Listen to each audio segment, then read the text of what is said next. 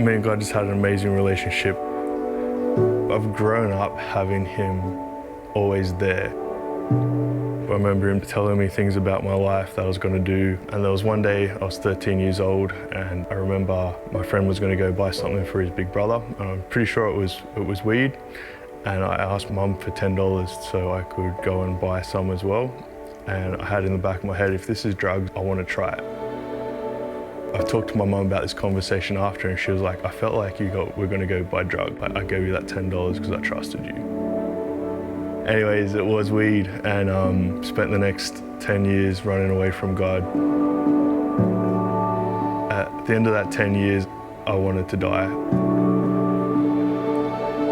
I became a motor mechanic, started racing cars as a mechanic, traveled around Australia, really successful. And that was one of my dreams as a kid that I asked God if I could do, and he fulfilled it. But it was still empty because it wasn't what I was meant to be doing. I experienced everything the world had to offer. There was no life in any of it.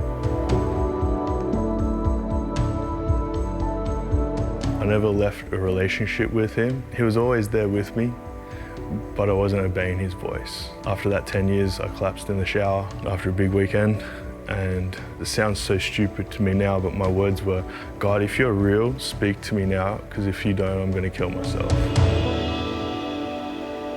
And he said to me, sell everything and go to Bible school. And that's the word I got. I didn't sell everything.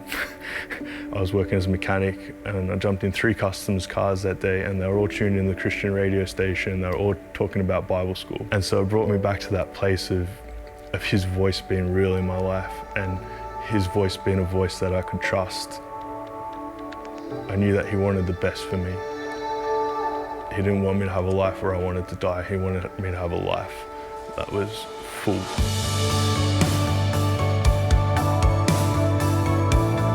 So I went to Bible school, and after 6 months at that Bible school, I went home and I went back for another 6 months.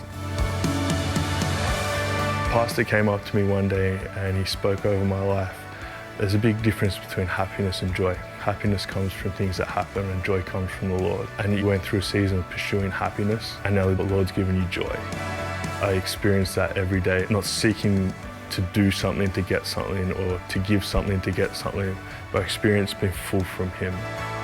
I never thought that that was possible.